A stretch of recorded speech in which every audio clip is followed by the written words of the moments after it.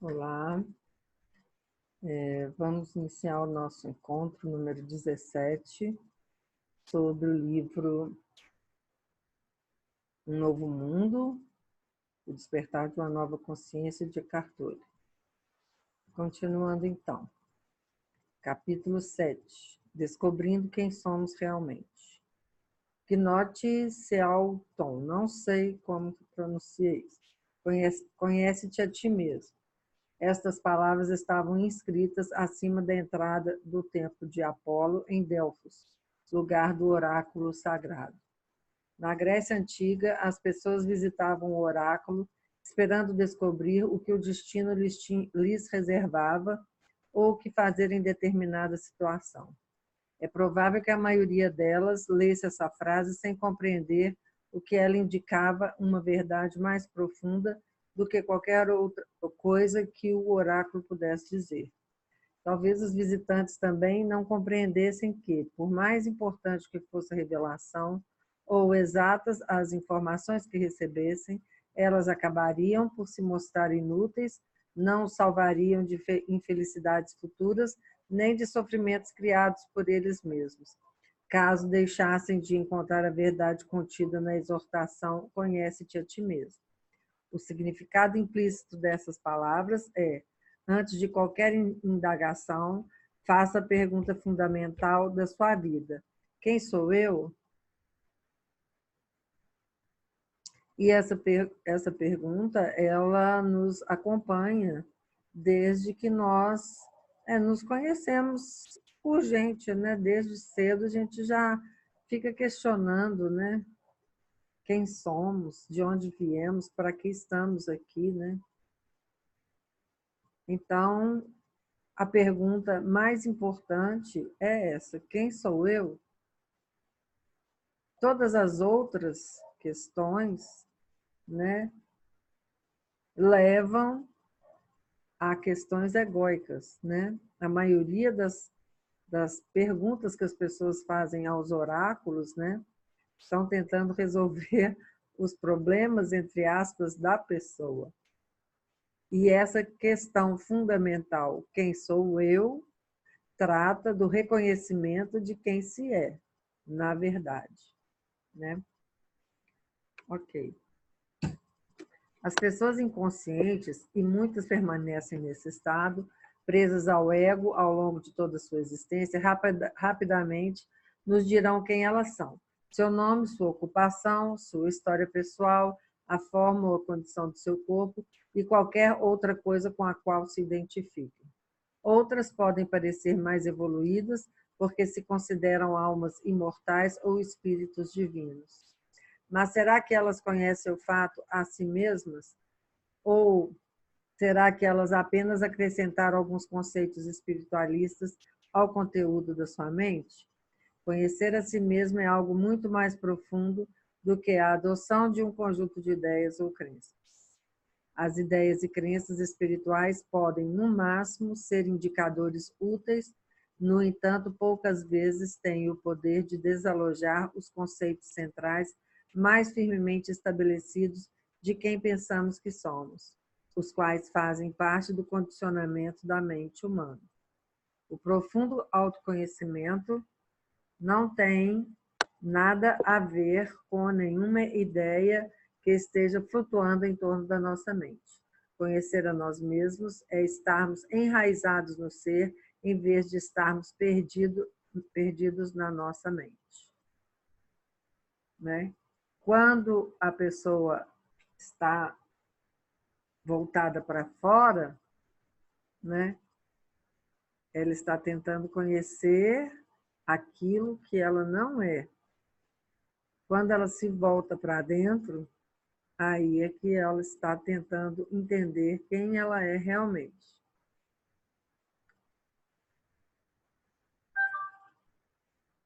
Enquanto ela estiver fora, ela está mental, está vivendo a dualidade. Né? E quando ela vem para dentro, aí ela está no estado de presença, no estado de neutralidade, onde não existem julgamentos, nem expectativas, nem nenhum tipo de análise. ela apenas está receptiva àquilo que é, que tudo é, ao absoluto, né? Quem pensamos que somos? Nosso sentido de quem somos determina o que percebemos como nossas necessidades e o que importa na nossa vida. E o que nos interessa tem o poder de nos irritar e perturbar. Podemos usar isso como um critério para descobrir até que ponto nos conhecemos. O que nos interessa não é o que dizemos nem aquilo em que acreditamos, mas o que nossas ações e reações revelam como importante e sério. Portanto, talvez queiramos nos fazer a seguinte pergunta: o que me irrita e perturba? Se coisas pequenas têm a capacidade de nos atormentar, então quem pensamos que somos é exatamente isso, pequeno. Essa é a nossa crença inconsciente. Quais são as coisas pequenas? No fim das contas, todas as coisas são pequenas porque todas elas são efêmeras. Elas passam, elas são, né, inconsistentes. Podemos até dizer, sei que sou um espírito imortal, ou então estou cansado deste mundo louco, tudo o que quero é paz, até o telefone tocar. Más notícias, o mercado de ações caiu, o acordo pode não dar certo, o carro foi roubado, nossa sogra chegou, cancelaram a viagem, o contrato foi rompido, nosso parceiro ou parceira foi embora e alguém exige mais dinheiro e somos responsabilizados por algo. De repente, ocorre um ímpeto de raiva, de ansiedade. Uma aspereza brota na nossa voz. Não aguento mais isto. Acusamos e criticamos, atacamos, defendemos ou nos justificamos. E tudo acontece no piloto automático. Alguma coisa, obviamente, é muito mais importante agora do que a paz interior que um momento atrás dissemos que era tudo o que desejávamos. E já não somos mais um espírito imortal. O acordo, o dinheiro, o contrato, a perda ou a possibilidade da perda são mais relevantes. Para quem? Para o espírito imortal que dissemos ser? Não para o nosso pequeno eu que busca segurança ou satisfação em coisas que são transitórias e fica ansioso ou irado porque não consegue o que deseja. Bem, pelo menos agora sabemos quem de fato pensamos que somos. Pensamos que somos aquilo que não somos, né? Aquilo que está inscrito na nossa mente, né? Através dos conceitos e dos condicionamentos. Esse personagem aí, construído em cima desses condicionamentos, dramas, histórias, memórias. As pessoas acreditam ser esse personagem, né? Mas nós somos a presença.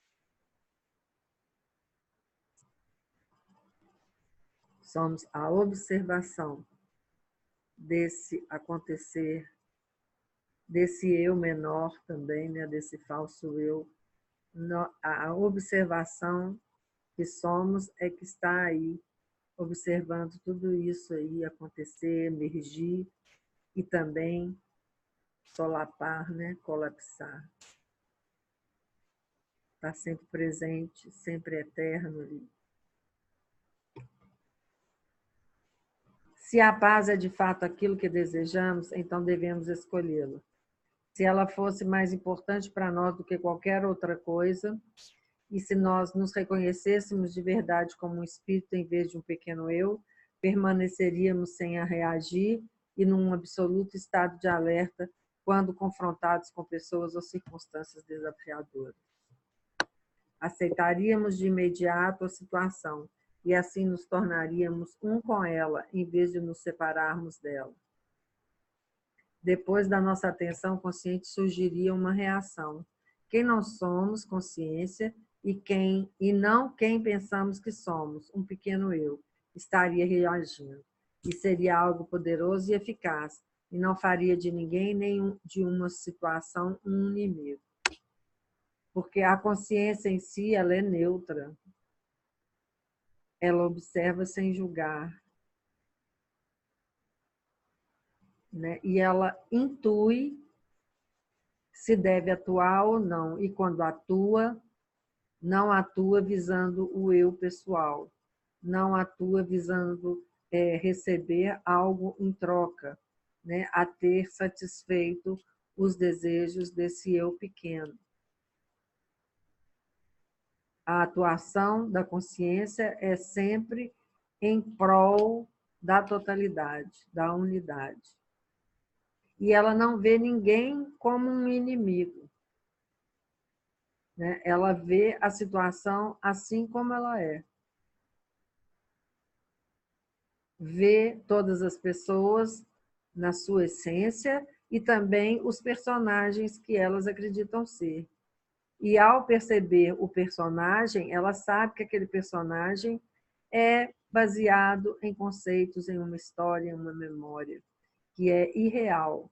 Não é o verdadeiro eu daquele ser, daquele indivíduo. Então, ela não julga nem condena. Ela observa e aceita.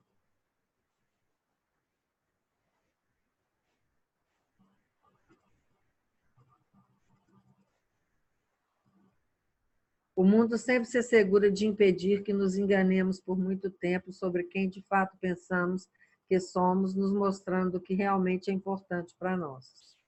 A maneira como reagimos a pessoas e situações, sobretudo quando surge um desafio, é o melhor indício de até que ponto nos conhecemos a fundo. Quanto mais limitada, quanto mais estreitamente egóica é a visão que temos de nós mesmos, mais nos concentramos nas limitações egóicas, na inconsciência dos outros e reagimos a elas. Os erros, entre aspas, das pessoas, ou o que percebemos como suas falhas, se tornam para nós a identidade delas. Isso significa que vemos apenas o ego nos outros e assim fortalecemos o ego em nós. Em vez de olharmos através do ego deles, olhamos para o ego. E quem está fazendo isso? O ego em nós. Quando estamos conscientes, a visão do que acontece é diferente de quando estamos inconscientes. Né? Como está dizendo aqui. Nos vemos, quando estamos inconscientes, nos vemos separados uns dos outros, visando cada um o seu próprio benefício. Apontamos os erros nos outros e nos esquecemos das nossas limitações, das limitações da nossa mente, do nosso ego.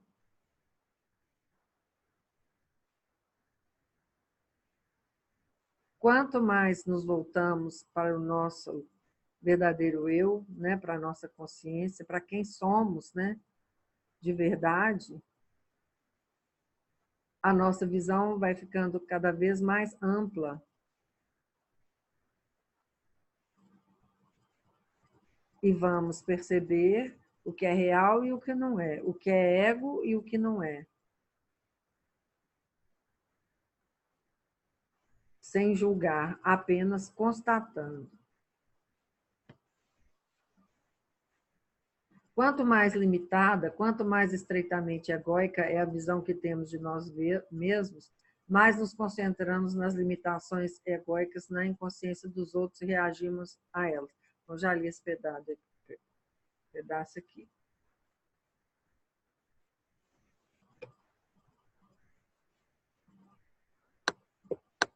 As pessoas muito inconscientes sentem o próprio ego por meio do seu reflexo nos outros. Quando compreendemos que aquilo a que reagimos os outros também está em nós, e algumas vezes apenas em nós, começamos a nos tornar conscientes do nosso próprio ego. Nesse estágio, podemos também compreender que estamos fazendo às pessoas o que pensávamos que elas estavam fazendo a nós. Paramos de nos ver como uma vítima.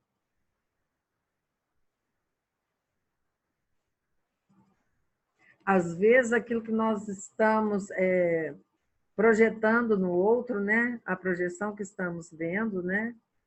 Aquele personagem, não é nem o que ele está se apresentando para nós, mas aquilo que nós idealizamos sobre ele, né?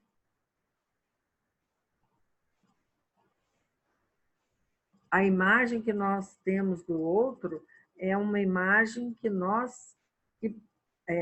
parte de nós mesmos.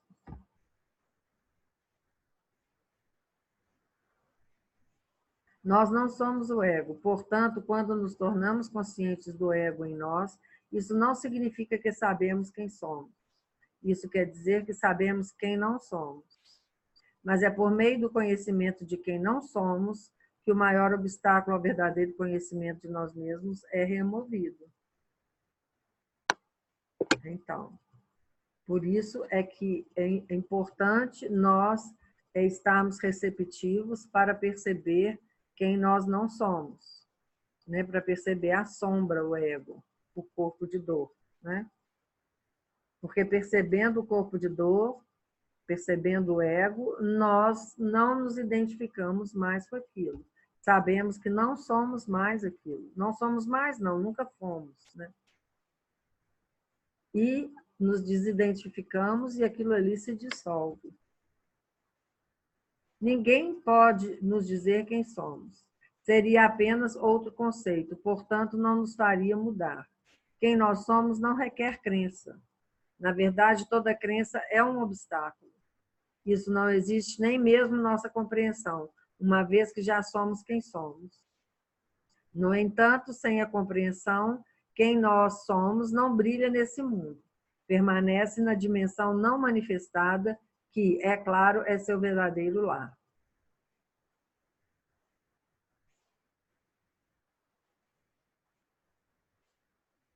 Então, precisamos tomar conhecimento, ter o entendimento de quem não somos, para que aquele que somos fique evidente, se mostre, se revele.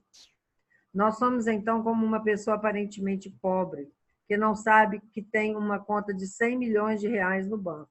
Com isso, nossa riqueza permanece um potencial oculto. É isso. Enquanto nós não tomamos conhecimento de quem verdadeiramente somos, continuamos a viver na inconsciência, nesse sofrimento, né? Vivenciando o corpo de dor. Mas tudo bem, isso faz parte do processo. O importante é estarmos voltados para esse exercício de autoconhecimento, para que pouco a pouco quem nós somos fique cada vez mais evidente e quem nós não somos seja desidentificado, nós possamos nos desidentificar. E é o processo de autoconhecimento que nos leva ao entendimento. A abundância.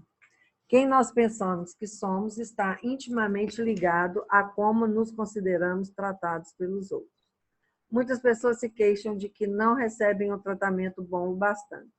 Não me tratam com respeito, atenção, reconhecimento, consideração.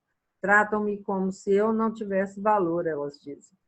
Quando o tratamento é bondoso, elas suspeitam de motivos ocultos. Os outros querem me manipular, levar vantagem sobre mim, ninguém me ama. Está sempre buscando algo negativo, não é verdade? Pode ser bom ou ruim, tanto faz. O outro está sempre querendo levar vantagem sobre mim. É assim. Quem elas pensam que são é isso. Sou um pequeno eu, carente, cujas necessidades não estão sendo satisfeitas. Esse erro básico de percepção de quem elas são cria um distúrbio em todos os seus relacionamentos. Esses indivíduos acreditam que não têm nada a dar e que o mundo ou os outros estão ocultando delas aquilo de que precisam. Toda a sua realidade se baseia no sentido ilusório de quem elas são. Isso sabota situações, prejudica todos os relacionamentos. Se o pensamento de falta, seja de dinheiro, reconhecimento ou amor, se tornou parte de quem pensamos que somos, sempre experimentaremos a falta. Em vez de reconhecermos o que já é bom na nossa vida, tudo o que vemos é carência. As pessoas, o ego está sempre insatisfeito, não é verdade? Com aquilo que tem. Ele está sempre buscando alcançar mais, ter mais, conquistar mais, porque ele é infeliz, porque ele não A pessoa ainda não se reconhece como absoluto, como pleno. E o ego, então, ele se sente um pequeno eu, uma vítima, né, tem aquela incapaz, insatisfeito, e está sempre buscando algo além dele mesmo para se satisfazer. Então, ele vai estar sempre experimentando a escassez, a falta. Por isso, as pessoas são tão carentes. Em vez de reconhecermos o que já há de bom na nossa vida, tudo que vemos é carência. Detectarmos o que existe de positivo na nossa vida é a base de toda abundância. O fato é o seguinte, seja o que for que nós pensemos que o mundo está nos tirando, é isso que estamos tirando do mundo. Agimos assim porque, no fundo, acreditamos que somos pequenos e que não temos nada a dar. Se esse for seu caso, experimente fazer o seguinte por 2 semanas e veja como sua realidade mudará. Dê às pessoas qualquer coisa que você pense que elas estão lhe negando. Elogios, apreço, ajuda, atenção, etc. Você não tem isso? Age exatamente como se tivesse e tudo isso surgirá. Logo depois que você começar a dar, passará a receber. Ninguém pode ganhar o que não dá. O fluxo de entrada determina o fluxo de saída. Seja o que for que você acredite que o mundo não está lhe concedendo, você já possui. Contudo, a menos que permita que isso flua para fora de você, nem mesmo saberá que tem. Isso inclui a abundância. A lei segundo a qual o fluxo de saída determina o fluxo de entrada é expressa por Jesus nesta imagem marcante. Dai e dar-se-vos-á. Colocar-vos-ão no regaço medida boa, cheia, recalcada, sacudida e transbordante, porque com a mesma medida com que medirdes, sereis medidos vós também. O que acontece é que a maioria das pessoas está sempre colocando condições para dar. Aí eu só dou se eu receber. Ah, fulano não me dá presente, então eu não posso dar presente para ele. Não vou dar. Ou então, se dá, quer receber um obrigado de volta, quer receber um reconhecimento, né? Então, ela também continua insatisfeita, vai continuar carente. Porque o simples fato de se doar, isso aí já é uma coisa natural, uma virtude natural do ser, se doar. Porque se o ser é amor, amar é natural, doar é natural. Então, quando você doa, isso de alguma forma já está te satisfazendo. Você não precisa receber nada. O simples ato de dar já traz satisfação. Mas a maioria das pessoas não entendem isso. Ah, para que eu vou ser boazinha? Não estou recebendo nada de volta. Eu não vou fazer isso. Né? Ou então coloca assim, eu tenho até um texto sobre isso, falando assim, não, a pessoa que é boazinha, ela de alguma forma está querendo aparecer, ou então está querendo receber alguma coisa de volta, ela se faz de boa para ganhar alguma coisa, né, do universo.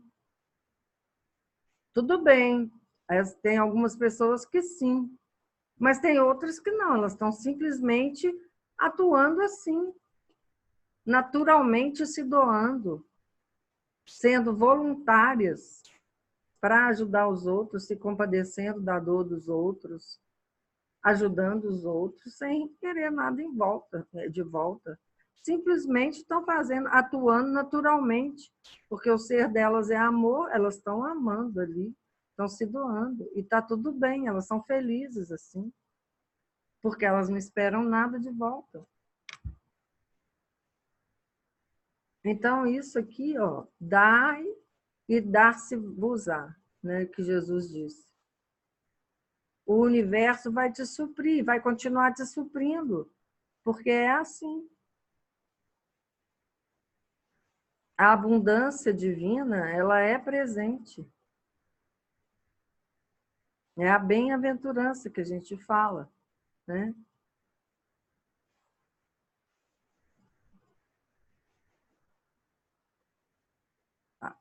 A fonte de toda a abundância não está fora de você. Ela é parte de quem você é. Entretanto, comece por admitir e reconhecê-la exteriormente. Veja a plenitude da vida ao seu redor. O calor do sol sobre sua pele, a exibição de flores magníficas num quiosque de plantas, o sabor de uma fruta suculenta, a sensação no corpo de toda a força da chuva que cai do céu. A plenitude da vida está presente a cada passo. Seu reconhecimento desperta a abundância interior adormecida. Então, permita que ela flua para fora. Só o fato de você sorrir para um estranho já promove uma mínima saída de energia. Você se torna um doador. Se torna, não, você já é, né? Mas você assume isso. Pergunte-se com frequência: o que posso dar nesse caso? Como posso prestar um serviço a essa pessoa nessa situação? Você não precisa ser dono de nada para perceber que tem abundância. Porém, se sentir com frequência que a possui, é quase certo que as coisas comecem a acontecer na sua vida. Ela só chega para aqueles que já a têm. Parece um tanto injusto, mas é claro que não é. É uma lei universal. Tanto a fartura quanto a escassez são estados interiores que se manifestam como a nossa realidade. Jesus fala sobre isso da seguinte maneira: pois ao que se tem, se lhe dará, e ao que não tem, se lhe tirará até o que não tem.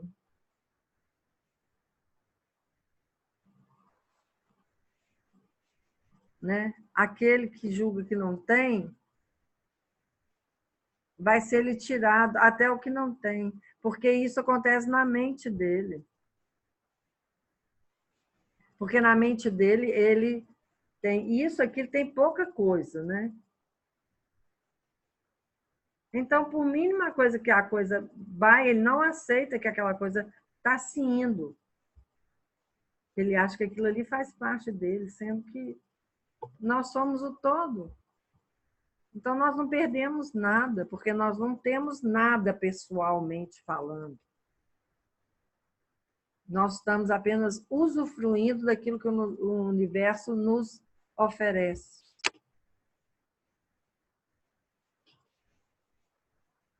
Nós não somos possuidores de nada. Nós somos apenas. Somos o que somos. Estamos apenas usufruindo daquilo que o universo nos oferece. E por isso somos gratos. Porque temos tudo, porque somos tudo. Certo?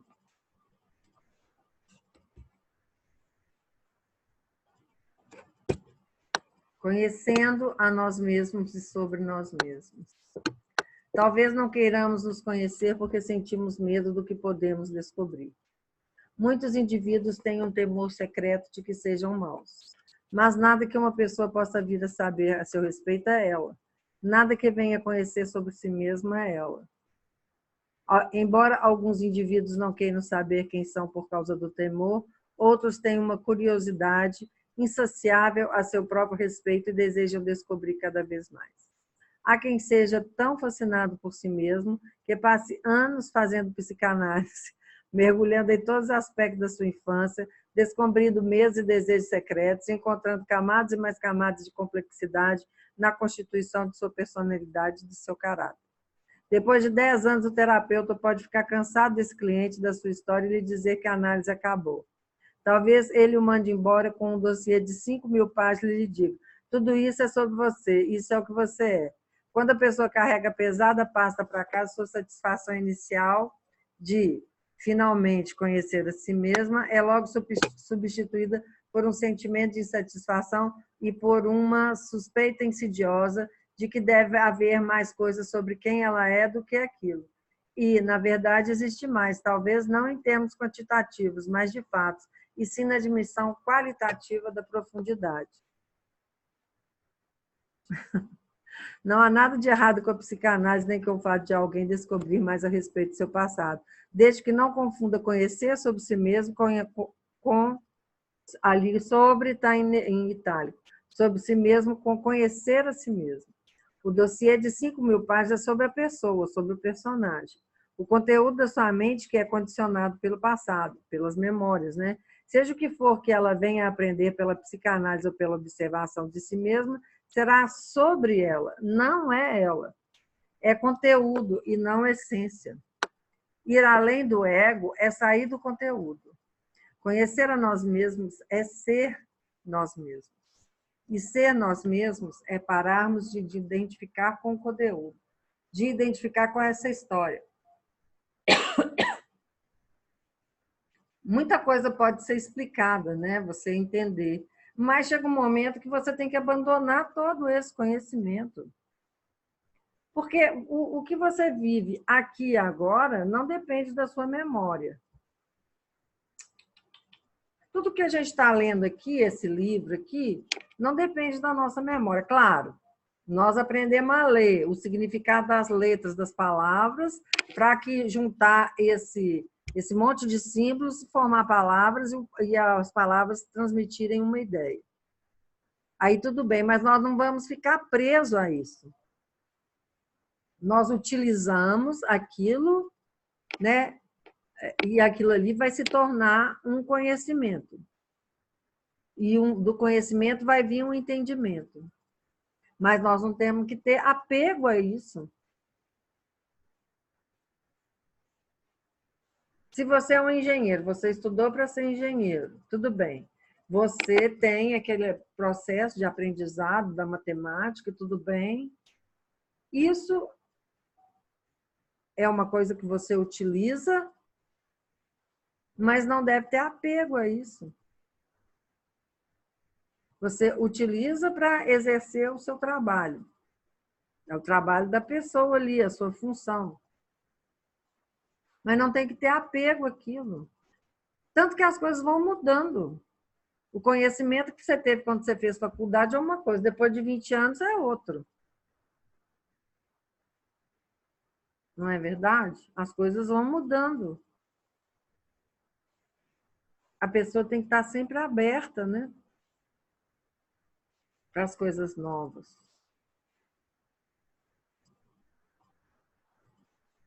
Bom, continuando. As pessoas, em sua maioria, definem-se pelo conteúdo de suas vidas. Qualquer coisa que alguém perceba, experimente, faça, pense ou sinta é conteúdo. O conteúdo é o que absorve inteiramente a atenção da maior parte dos indivíduos. E é aquilo com que eles se identificam. Quando pensamos ou dizemos minha vida, entre aspas, não estamos nos referindo à vida de que nós somos, e sim à vida que temos ou parecemos ter. Estamos fazendo menção ao conteúdo e a elementos como idade, saúde, relacionamentos, finanças e trabalho, assim como a nosso estado mental e emocional. As circunstâncias interiores e exteriores da nossa vida, bem como nosso passado e nosso futuro, pertencem ao âmbito do conteúdo, da mesma forma que os eventos, isso é, tudo o que acontece. O que existe além do conteúdo? Aquilo que permite que ele exista, o espaço interior da consciência.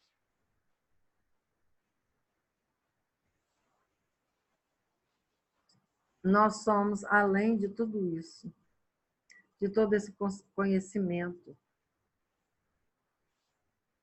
de toda essa memória, de todos esses padrões, condicionamentos e conceitos.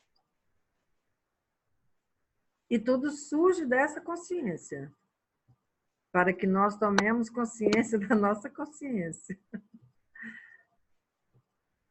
É isso aí. O caos e o propósito superior. Quando nos conhecemos apenas por meio do conteúdo, também pensamos que sabemos o que é bom ou ruim para nós mesmos. Discriminamos os acontecimentos entre os que são bons para nós, entre aspas, e aqueles que são maus, entre aspas.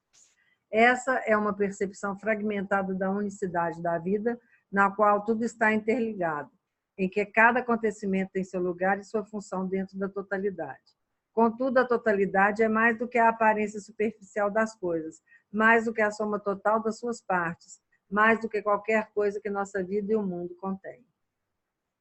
E tem que ver aqui, né, que esses acontecimentos, né, quando nós discriminamos, né, como bons ou maus, né, ele vem dos conceitos, dos padrões, dos condicionamentos a que nós fomos, né, expostos, né?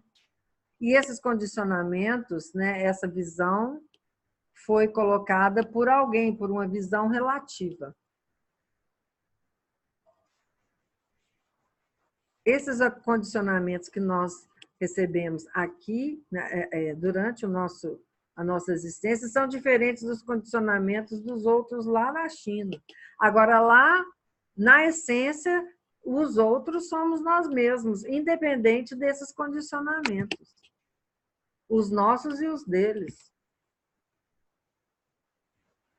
Os condicionamentos são a história, são o conteúdo. São essa memória. Nós somos simplesmente o que somos.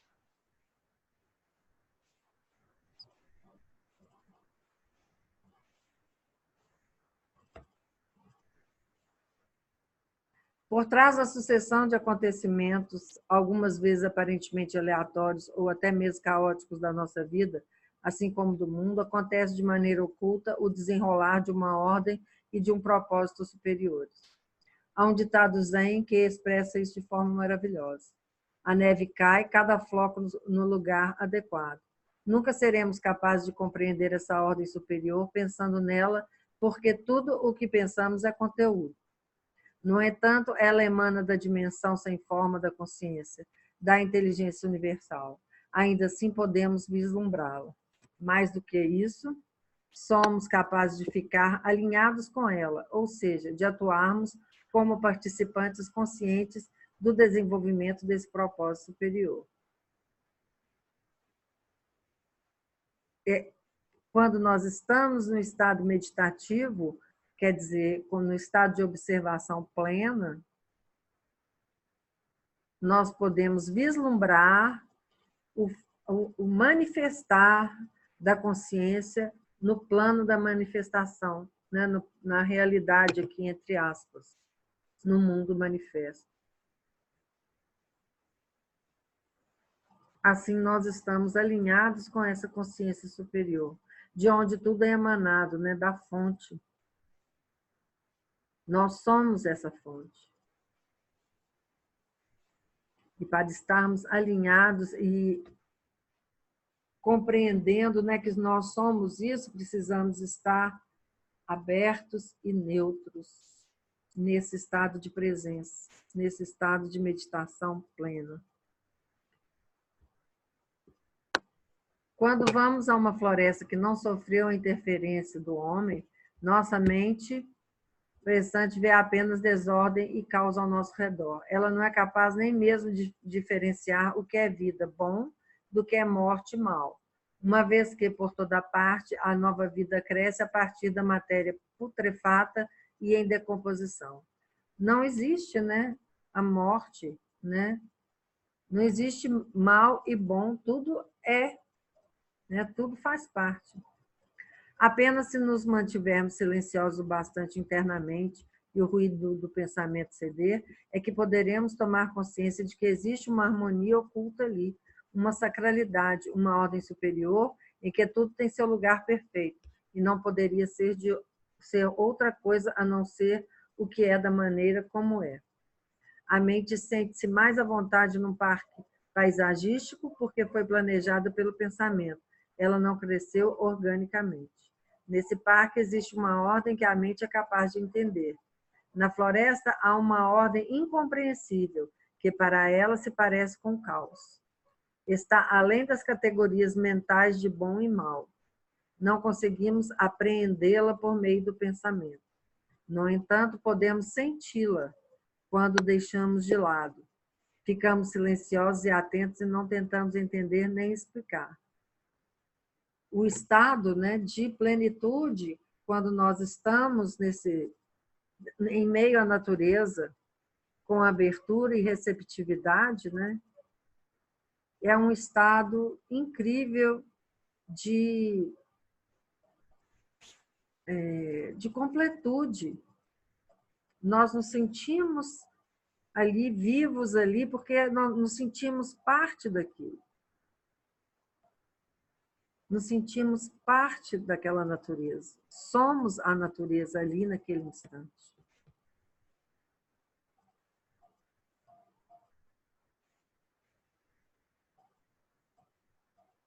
Só então estamos aptos a tomar consciência da sacralidade da floresta. Então, logo sentimos essa harmonia oculta, constatamos que não estamos separados dela.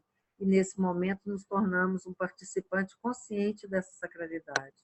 Dessa maneira, a natureza pode nos ajudar a retomar o alinhamento com a unicidade da vida. É o que nós comentamos. O que há de bom e o que há de mal.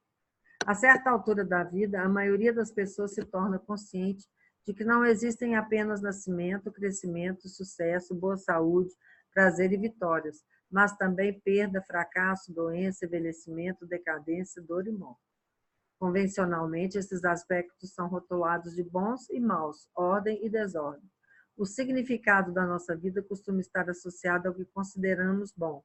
Porém, tudo que se enquadra nessa categoria está sob ameaça constante do colapso, do esgotamento, da desorganização, da falta de significado e do mal, que é quando as explicações falham e a vida deixa de fazer sentido. Mais cedo ou mais tarde, a desordem irrompe na vida de todo mundo. Não importa quantas apólices de seguro a pessoa tem. Isso pode acontecer na forma de perda ou acidente, doença, incapacidade, envelhecimento e morte. Contudo, o surgimento dessa desestabilização e o resultante colapso de um sentido definido mentalmente podem se tornar a abertura para uma ordem superior. Eu já citei aqui a carta da Torre do Tarô. Então, é isso. Quando as coisas se desestabilizam, colapsam, né? É uma oportunidade de voltar à essência, de deixar de lado o externo e voltar para aquilo que é real, para a nossa essência. Porque a sabedoria desse mundo é loucura diante de Deus, diz a Bíblia. O que é a sabedoria desse mundo? A agitação do pensamento e o sentido que é definido exclusivamente pelo pensamento. Que é, então, essa agitação do pensamento é a loucura para Deus. É a desarmonia. Porque é o sair fora de si.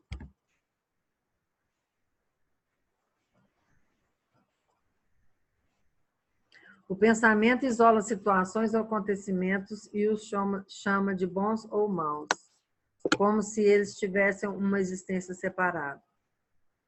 Por meio da dependência excessiva do pensamento, a realidade se torna fragmentada. Esse fracionamento é uma ilusão, contudo parece muito real enquanto permanecemos presos a ela. O universo, porém, é um todo indivisível, onde todas as coisas estão interconectadas, onde nada existe de modo independente. Somos tudo e todos. Estamos todos interligados com tudo o que existe. A profunda interligação de todos os eventos e de todas as coisas deixa implícito que os rótulos mentais de bom e mal são, em última análise, ilusórios. Eles sempre pressupõem uma perspectiva limitada, né? E assim são verdadeiros apenas temporariamente, de modo relativo.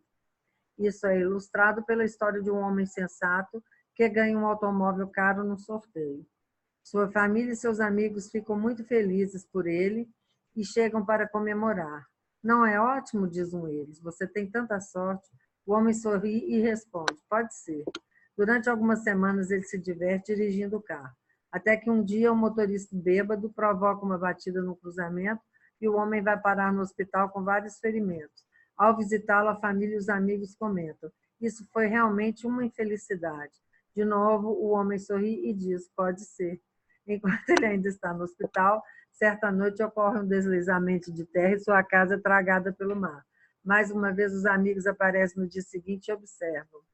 Não foi mesmo uma sorte você ter ficado aqui no hospital? Novamente ele responde: pode ser. O pode ser desse personagem sábio significa uma recusa em julgar tudo o que acontece.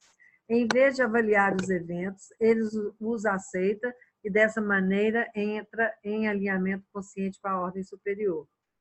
Ele sabe que tudo tem uma razão de ser, que tudo acontece no momento, na hora e no lugar necessário, que essa ordem existe,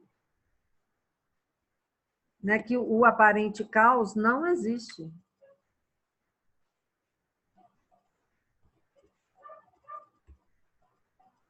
Esse homem sabe que quase sempre é impossível para a mente entender que lugar ou propósito um acontecimento que parece aleatório ocupa no traçado da totalidade. No entanto, não há eventos casuais, assim como nem as coisas nem os fatos existem por e para si mesmos de um modo isolado. Os átomos que constituem nosso corpo foram forjados nas estrelas, enquanto as causas do menor dos eventos são virtualmente infinitas e ligadas ao todo de maneiras incompreensíveis. Se quiséssemos encontrar o motivo de um acontecimento, teríamos que percorrer o caminho de volta até o começo da criação. O cosmos não é caótico. A própria palavra cosmos significa ordem, mas essa não é uma ordem que a mente humana possa chegar a entender, embora consiga ter um vislumbre dela. Foi o que colocamos, né? Então, o caos não existe. Ele é só aparente. Tudo tem uma razão de ser. E a razão que existe por trás da consciência é ela mesma.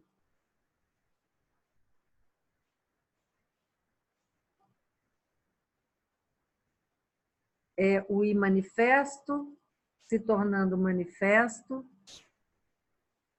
é o amor se amando. Através dos eventos, né, efêmeros, podemos encontrar aquilo que é imutável e é eterno. Ok. Então, vamos encerrar o encontro de hoje, né, o número 17, né, e encontro vocês no próximo encontro. Gratidão. Namastê.